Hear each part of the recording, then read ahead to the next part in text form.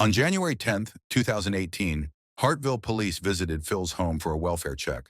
From the moment they met him, Phil's behavior seemed off. When asked about his wife, Phil explained that she had died on January 6th, shortly after their arrival in Memphis. He claimed Bobby had choked on her food and that he had tried to get an ambulance, but it was too late. We had some calls from family members, and they just wanted us to come out and check and make sure you're okay on you and your wife. You guys okay? I'm okay, yes. Okay. My wife passed away Okay, when did that happen? the 6th. The 6th of January? Yeah. Okay. How'd that happen? We went down to Memphis to see Elvis's down there. And what family members asked you to check? Brian did. Oh, okay. Yeah. Okay.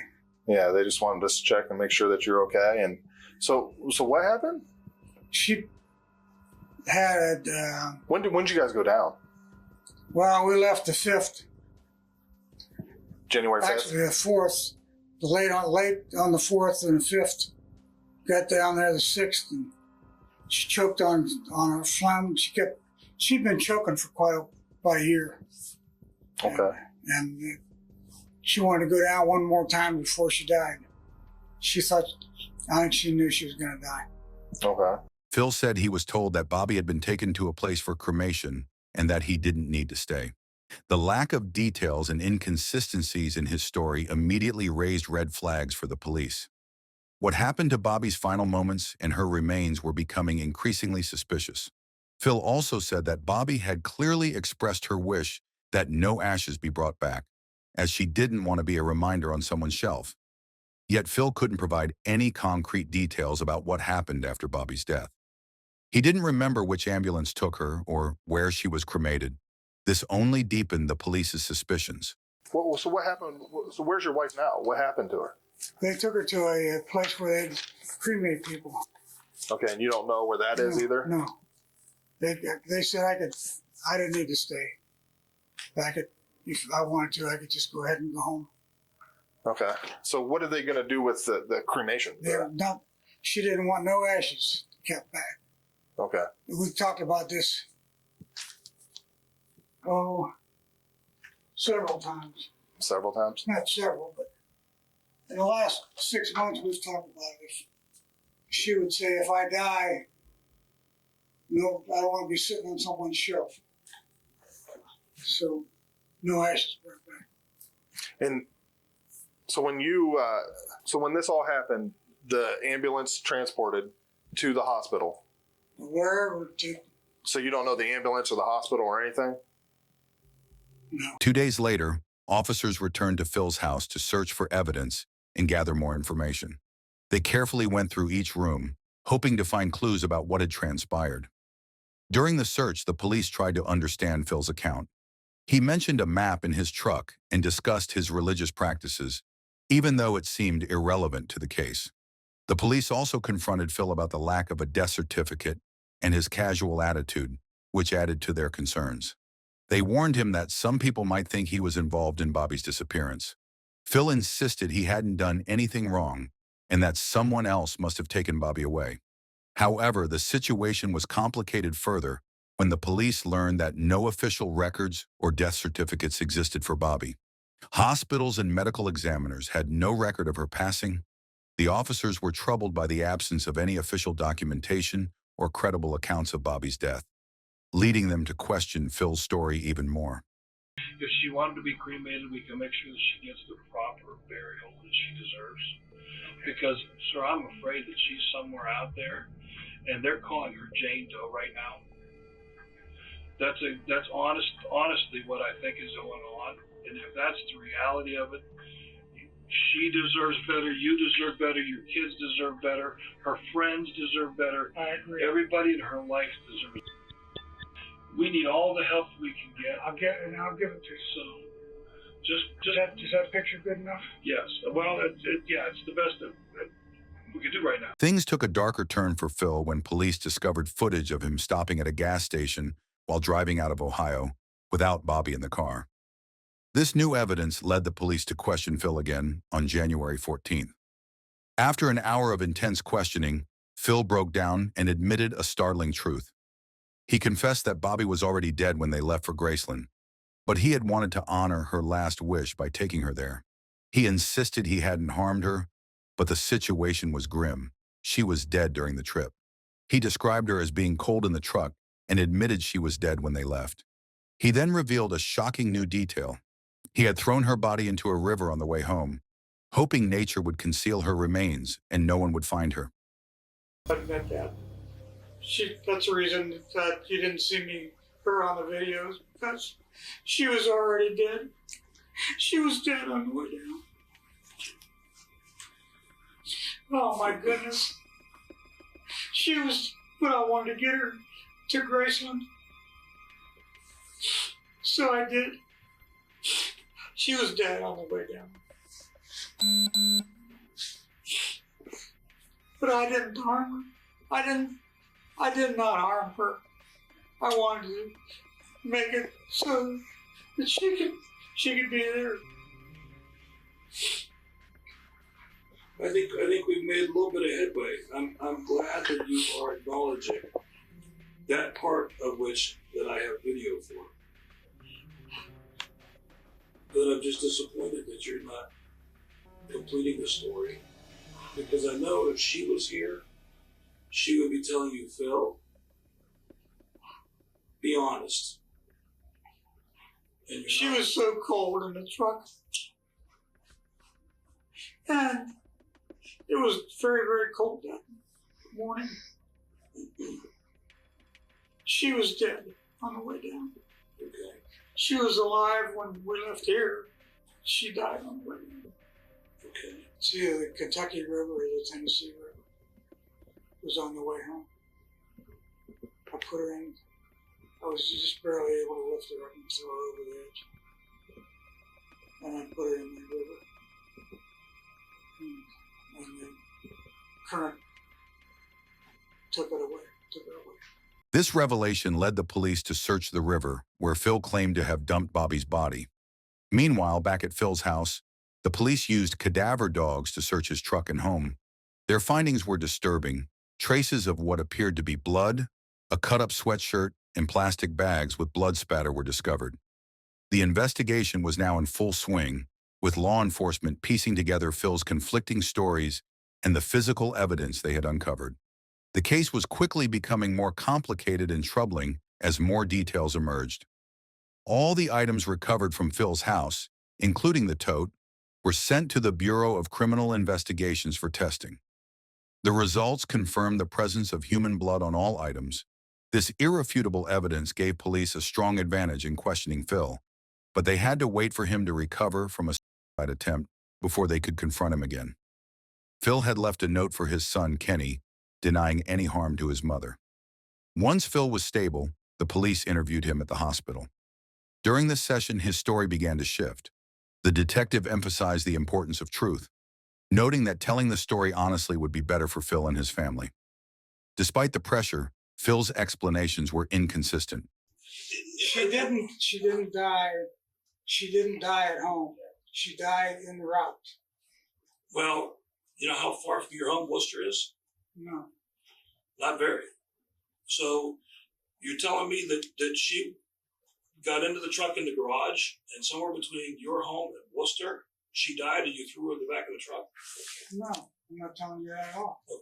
The detective pressed Phil about the details of Bobby's death and the disposal of her body. Phil admitted that Bobby had been wearing blue sweats and a blue shirt when he put her in the river, wrapped in black plastic bags. He claimed he laid her in the river rather than threw her, and he heard a splash. However, Phil's explanations faltered when questioned about the cut-up sweatshirt and the blood found in his basement. The detective confronted Phil with the scientific facts about human decomposition, explaining that the condition of the items and the blood spatter was consistent with a deceased body. The forensic evidence made it clear that the blood on the sweatshirt matched the conditions of a decomposing body, further undermining Phil's inconsistent stories. Phil's insistence that he didn't cut the shirt was met with suspicion. He claimed ignorance about how the shirt came off, saying he didn't know how it ended up in the basement. The detective made it clear that he would present the case to the grand jury, emphasizing the damning evidence. Bobby's decomposing body found in Phil's basement, footage showing Phil's truck without Bobby, and other inconsistencies in Phil's account. I had put her in black plastic bags. Okay. And I didn't throw her. I laid her. Okay. I didn't throw her. I laid her in. Okay. And I heard the splash. Oh, for sure. I didn't cut her off her shirt. So, why did you cut it for sure? I didn't.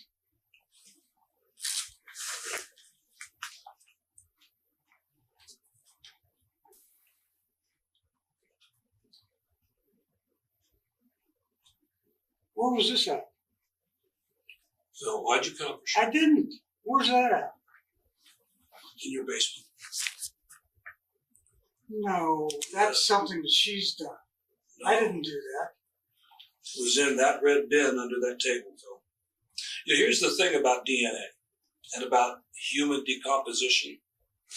Now remember, all of the stuff that we have is up at the Bureau of Criminal Investigation Crime Lab in Richfield, Ohio. I didn't cut her off her shirt. Well, No, well, then who did? I didn't. Then who did? I don't know that anybody did. The detective asked Phil to come clean and explain what truly happened. He stressed the importance of telling the truth, not just for the sake of justice, but also to give Phil's family closure. Kenny, Phil's son, deserved to know where his mother was, and the detective insisted that if Phil was innocent, he should want the full truth to be revealed. Phil's immediate reaction was to shut down and end the interview, likely to buy time to craft a new story.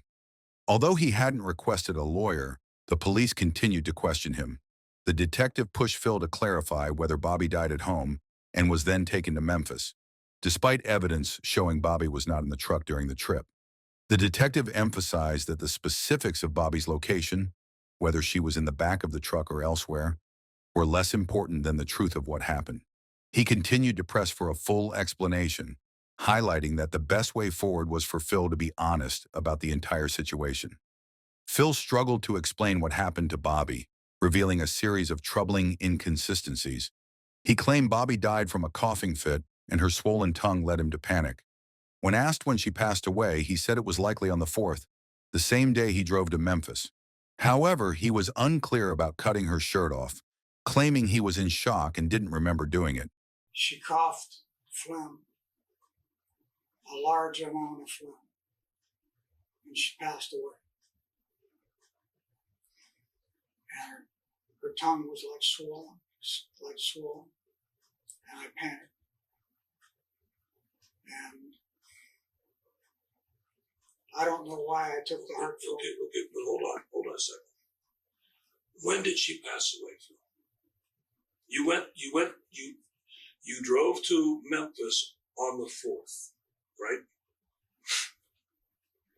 When did she pass away? I guess on the 4th. When did you cut her shirt off of her? I don't remember doing that. You were just going to tell him you cut it off. And I then don't I remember interrupted you, cutting and I'm sorry. my mom's shirt. I don't remember doing it. I was in shock. I don't know. Phil, I don't know. I know this. You didn't cut her shirt off at home. I know that. The detective pressed Phil on these details, noting that he didn't cut the shirt off at home and questioned how the shirt ended up in the basement. The detective also highlighted that they had collected DNA samples from Kenny and Bobby's sister, but not from Bobby herself, indicating that Phil had been dishonest. Phil's attempt to appear cooperative by offering to provide DNA samples seemed like a strategy to shift suspicion away from him. But as he spoke in front of his son, his story appeared increasingly unlikely. He was asked if Bobby's death happened Wednesday night or Thursday morning, but he couldn't remember clearly, adding to the confusion. Phil also explained how he transported Bobby's body out of the house. He said he carried her over his shoulder, wrapped in plastic bags to prevent any mess. He mentioned using garbage bags because he heard deceased bodies might urinate, and he wanted to avoid this. I carried her out of the house. Over your shoulder? Yeah. Drag her? No. No. Was she wrapped in plastic? Yes. So this 2 garbage bag story, It was at home. It was at, I didn't want her to urinate all over everything if there was any. Because I heard that if a person dies, they'll start to urinate. And I didn't want that to happen, so I put a bag on around her bottom. You didn't use the plastic that you were laying on? No. That same kind of plastic? No. No. So you expect us to believe that your wife is dead.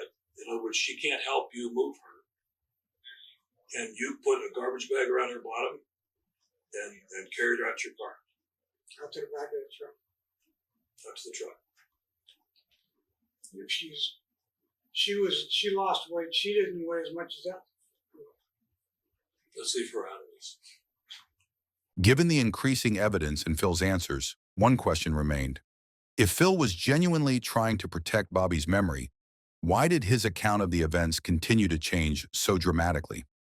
Phil was confronted with serious inconsistencies in his story. The detective challenged Phil's account, asking why he used plastic bags to carry Bobby if she was already dead and if she had lost weight.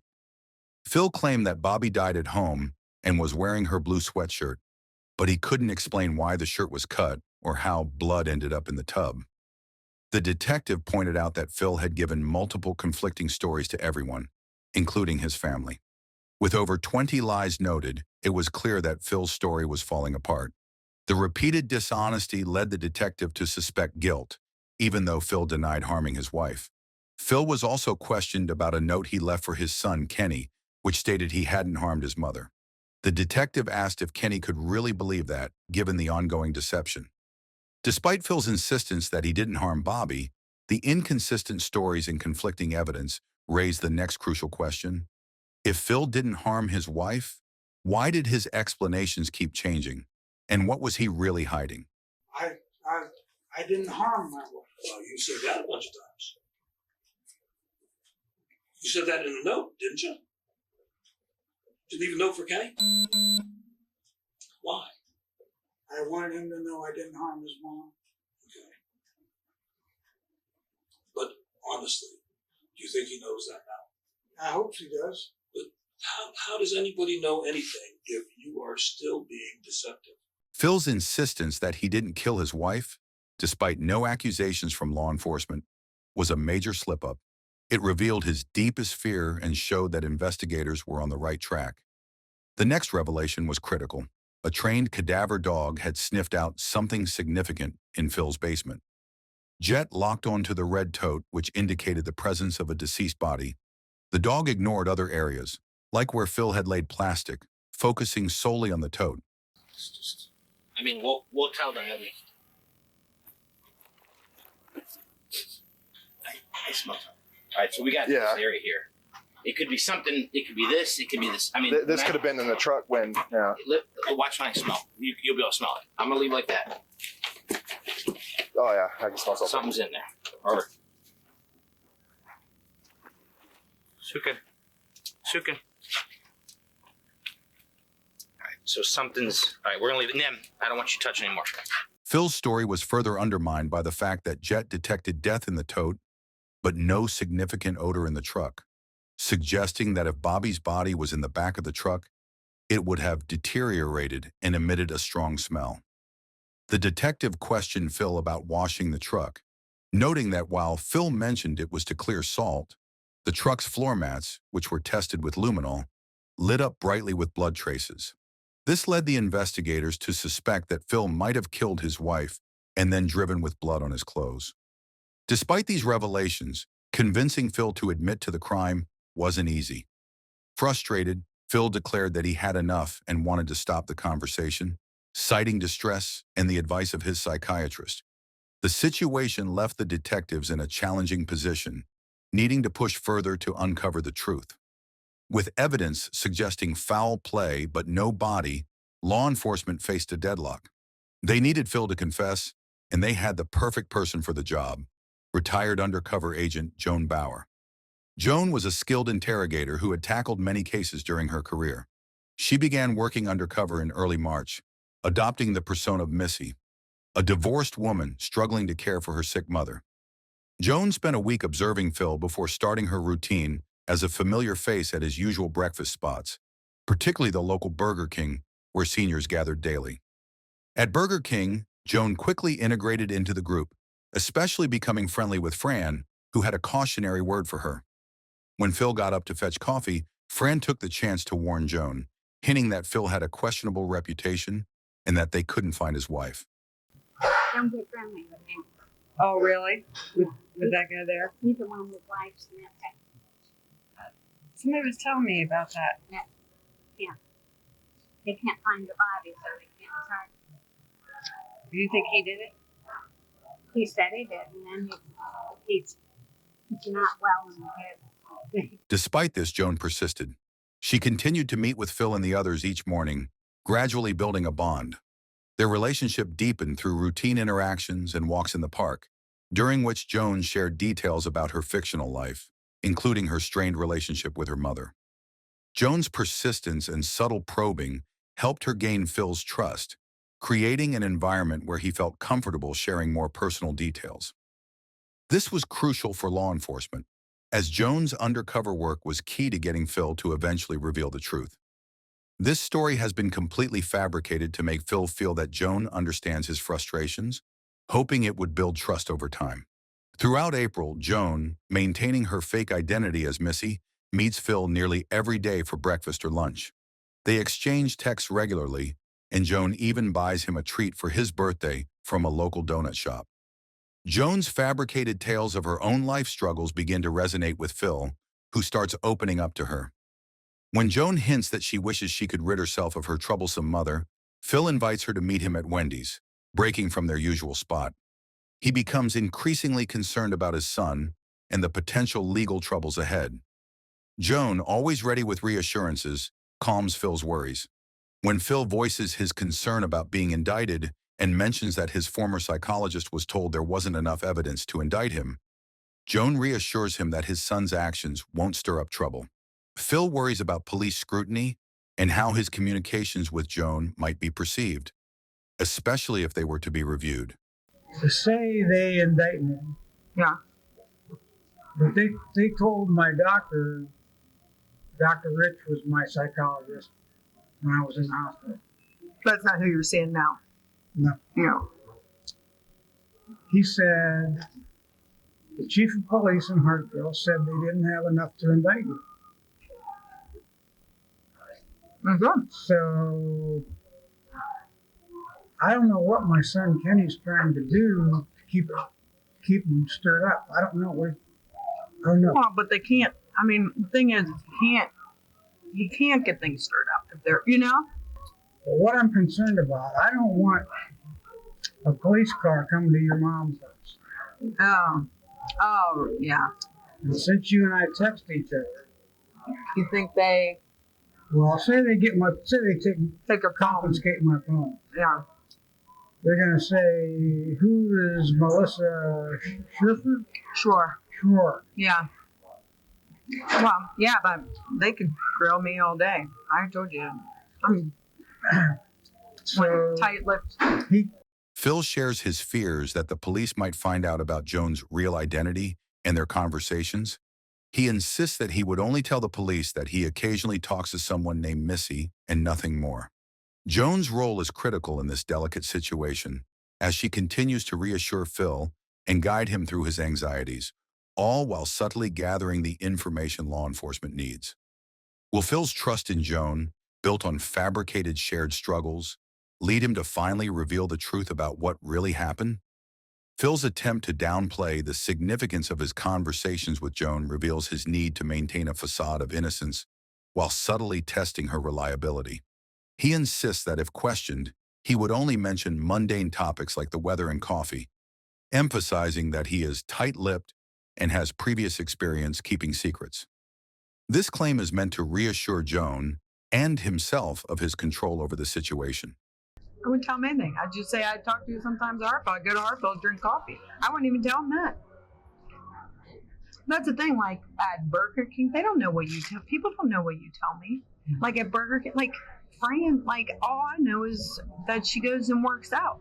People don't tell me anything. So if somebody were to come talk to me and say, what did he tell you? I would go, we talk about the weather and it's snowing and coffee. And every now and then he goes, how's your mom doing? Yeah. Yeah. I mean, trust me, I'm one tight lip. Yeah. I'm not worried about that one bit. Not one bit. And I told you before, I've been challenged that way with my girlfriend. Have you? About 25 years ago, yeah. With the police? Uh-huh. Yep. And you didn't tell them nothing? Of course I didn't tell him anything. Why would I tell him anything? She's my friend. I don't want to see her in jail. Joan's past experiences with law enforcement and her casual, confident manner of discussing them provide Phil with a false sense of security. Her comments about having previously dealt with police and her willingness to be a confidant create a comforting environment for Phil. She suggests that if he ever needs someone to confide in, she's available, positioning herself as a sympathetic ear who understands his struggles. Phil's response shows his increasing comfort with Joan and his tendency to overthink the situation. He reveals that he has been contemplating how he would handle a similar situation, even dreaming about it. He mentions the cold weather, reflecting on how it might have affected his actions. Joan's approach, empathizing with Phil by sharing her own imagined scenarios, likely helps him feel more at ease, making him more willing to reveal details about what happened. Her tactic is a blend of psychological strategy and genuine empathy, designed to draw Phil out and gain his trust. Phil's confidence in his actions and his attempt to downplay the situation reveal his underlying anxiety and need for reassurance. He expresses indifference about the possibility of getting pulled over, attributing his calm attitude to being in shock. Joan, recognizing Phil's vulnerability, uses flattery to ease his discomfort. By calling him smart and suggesting that his actions were clever, she boosts his ego, making him more relaxed and open. I'm not sure how you did it, but I'm intrigued about that. I think you just snapped, and I think you're very smart. I think you're very, very smart. And you're like, okay, this is how I can, and you got away with it. Like, that is what's cool. Joan's strategy involves flattering Phil to build rapport and create a safe environment where he feels comfortable sharing more. Her comments about Phil's intelligence and the way she downplays his actions as cool help reduce his anxiety. The smile on Phil's face shows that Joan's approach is working. She pretends to be a mentee looking up to Phil, further lowering his defenses and encouraging him to open up about what happened. Joan also brings up the topic of smothering, casually noting that it can take anywhere from 3 to 10 minutes for someone to die from being smothered with a pillow, especially if they don't resist. Her nonchalant attitude about this grim detail and her assertion that she could do it might be unsettling to most people. But for Phil, it's comforting. It makes him feel understood and less judged. As Joan continues to engage with Phil, her approach helps him feel more at ease, making him more likely to reveal the truth about his actions. Will Phil's growing sense of understanding and safety with Joan lead him to confess the details of his wife's disappearance? Or will his fears and guilt keep him from fully coming clean? I mean, I don't know how much effort it takes to do that. Not much. It doesn't? 2 minutes. 2 minutes can get kind of long. I was going to say, is that, like, will she be fighting? Maybe. And yelling? No, she couldn't yell because she'll face down in the car. I could totally do it. Joan is probing Phil to understand whether he's confident in the way he disposed of his wife's body. She's trying to gauge if he's worried about the possibility of evidence being found, and if his anxiety is because he's unsure of his actions. By focusing on this maybe, Joan aims to either intensify Phil's anxiety or calm it, depending on how she can leverage his emotional state to extract more information. Joan then presents a hypothetical scenario to Phil to illustrate how someone might dispose of a body in a way that makes it nearly impossible to find.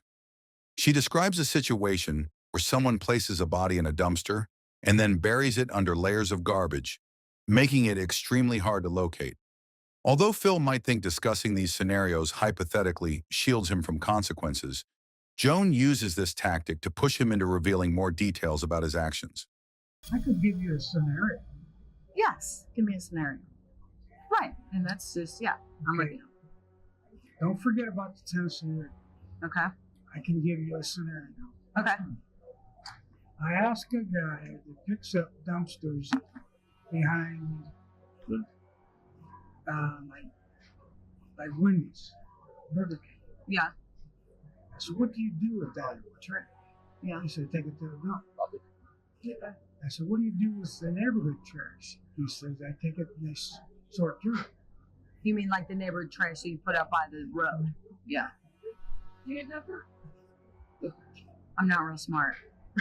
So, oh, you put her in the dumpster. Sure. That's a scenario. I know, but okay. Oh, then she's buried 10 feet deep in garbage now. They won't find her. Been packaged. There's no way. It's just a scenario. I know. So just a scenario.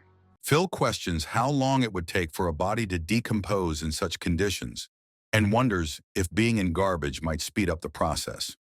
Joan teases him a bit about the hypothetical scenario, but she's also laying the groundwork for him to divulge more. She discusses the logistics of trash collection, including how dumpsters are emptied and how garbage is handled, emphasizing that this is all just theoretical. Through these conversations, Joan is trying to make Phil comfortable enough to share his true actions by discussing the process in detail, even if it's in a hypothetical context. The real question is whether Phil will become more open under the guise of discussing scenarios, or if his anxiety will lead him to reveal more about the actual events. Joan and Phil's conversation takes a dark turn as they continue discussing various hypothetical situations. Joan, keeping up her tactic of exploring Phil's state of mind, asks about the timeline of events, suggesting that decomposition would progress faster in hot weather. Phil, intrigued by Joan's comments, continues to open up. However, the key moment comes when Joan's hidden camera runs out of battery. Luckily, law enforcement protocol ensures that an audio recorder catches what happens next.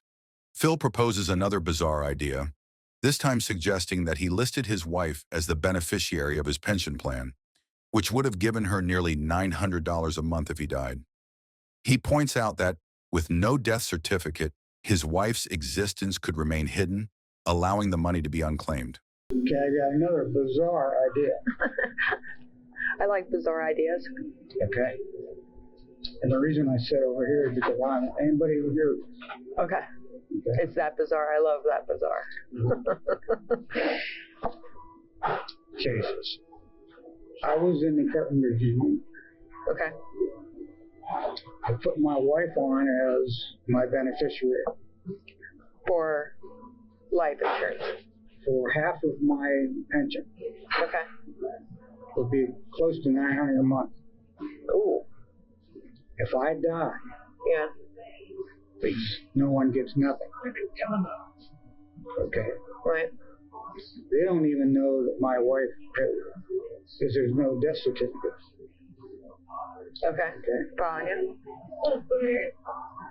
Say there's a marriage of convenience.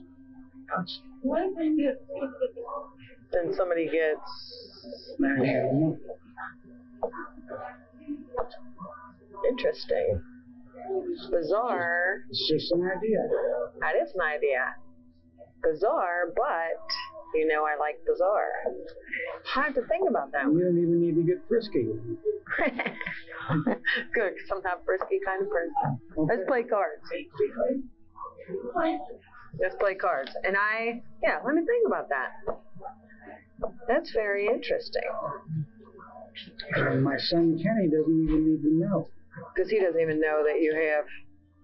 So if she would have died, if you would have died before her, she would have gotten all that? $900 a month. Oh, wow. Here. Did she know that? Oh, yeah. Oh. They Yeah. collect 860 collects. Yeah. That's a lot of money. Phil's suggestion escalates as he brings up the idea of a marriage of convenience, a curious angle to his line of thought. He continues elaborating on this, talking about the money his wife would have received and how no one, not even his son, knows about this financial arrangement. As Phil shares these details, he flirts with the notion of a romantic relationship with Joan, though he repeatedly reassures her that romance wouldn't be necessary. Yet there's a subtle indication that Phil might be interested in more than just a financial arrangement with Joan, despite his attempts to downplay it. In this chilling conversation, Joan pushes Phil to confess the details of what happened, using a mix of playful pressure and dark humor to keep him engaged. She starts by insisting he tells her what really happened, brushing off any hesitation by saying she doesn't care how gruesome it might have been. Joan even goes as far as to say she wouldn't care if he had put her in a blender and drank her for breakfast. This bold statement is designed to make Phil feel at ease, assuring him that nothing he says will shock her. You're going to tell me how it happened? After I get to Cincinnati, I'll tell you how it happened. No. Good try. I'm done. I think you should just tell me so we can get past that, so I can quit wondering. To tell you the truth. Because I'm wondering.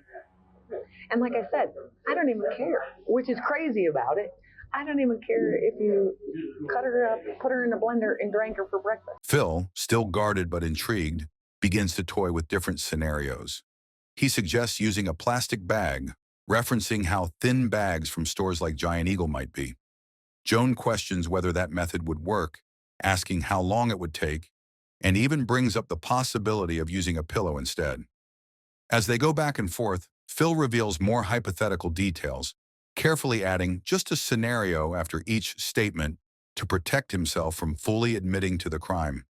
The conversation takes a twisted turn as Joan, maintaining her playful tone, makes Phil feel comfortable enough to explore these disturbing scenarios. By framing everything as hypothetical, she manages to pull more information from Phil, who now trusts her completely. Despite his attempts to shield himself by using just a scenario language, the pieces of the puzzle are falling into place.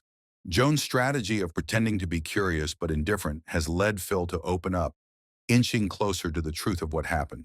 Say she wasn't breathing. This is a scenario. What? And I'll put you get a plastic bag from some grocery stores don't have paper to give you a plastic bag. Like Giant Eagle, Yeah. the blue ones? Yeah. Or, yeah. Like that thin? No, that's pretty thin. Okay. Yeah. Say her tongue was stuck. If you put a bag, say this is just a scenario, Right. over her face Yeah. and tied it around her neck. Right. It's just a scenario. Right. She wasn't breathing anyway, possibly. But I didn't try to help her because she didn't want me to.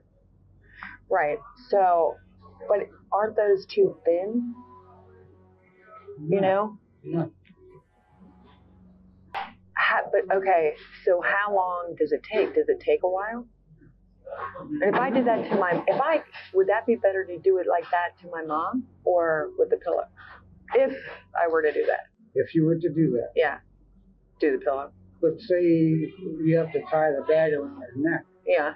And it might be a month on her neck. Just a scenario. Right. Just a possibility. Right. Joan skillfully maneuvers Phil into revealing the truth about his wife's murder during their final conversation. She starts by subtly pushing him, saying, "You know what I'm going to say, don't you?" Phil, sensing her line of questioning, acknowledges that she wants him to admit how he did it. Joan then tells him what she thinks happened, that while his wife was asleep on the couch, he put a plastic bag over her head.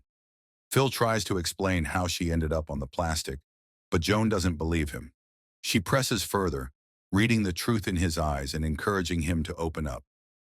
However, though, I think you're close enough to me to know that you know what I'm going to say, don't you? No, I don't. What do you think I'm going to say? You know me. What do you think I'm going to say? That you're going to ask me how I did it again. Well, I know how you did it.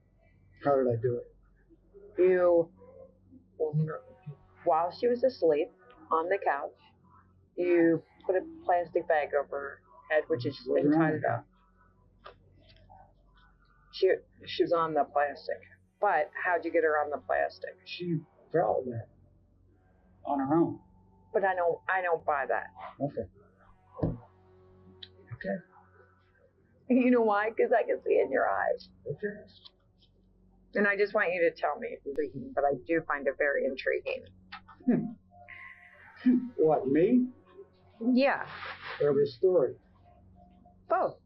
Because I told you yesterday, and I get it. Like, I get the fed up. I get it. Are you done? Being numb. Yeah. Just being numb. Yeah. And all this happening, and you probably afterwards stood back and was like, what just happened? I'm guessing, I don't know. Tell me, does it feel like that? Kind of does. Kind of. Did you feel relief? Because I think that's how I would feel. I didn't feel relief until I was on the road and in Kentucky. Yeah. Then I felt relief. Then, well, you probably didn't feel relief till you're on your way back. No, it was on my way down. Even with her in there, you felt relief? Mm-hmm. You should have done that. Oh, I should have. But I'm glad you didn't show me, because I'm going to win fair and square. Okay. I'm done.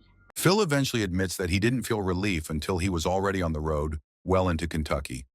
This confession comes after Joan tells him that feeling numb and shocked after the incident makes sense.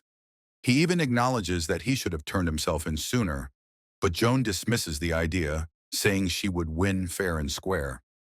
After playing a few more rounds of cards, Joan leaves, knowing it will be the last time she sees Phil outside of jail. Later, police arrive at the same Burger King where they had met many times before, and they arrest Phil. He's stunned, and when taken to jail, he still doesn't realize that Missy, Joan's undercover alias, was behind it all. He even tries to use his one phone call on her, only to be ignored. Phil was sentenced to 20 years for aggravated murder, tampering with evidence, and abuse of a corpse. Given his age, it was essentially a life sentence. While Bobby's body has never been found, Phil did tell police which dumpster in Kentucky he used to dispose of her remains. Though tragic, the case ended with Phil finally behind bars. What do you think was going through Phil's mind when he finally confessed? And if you were in Joan's shoes, would you have handled the situation the same way? Leave your answers in the comments section below. And don't forget to like this video and subscribe to our channel if you haven't already. Thank you for watching. We'll see you guys soon.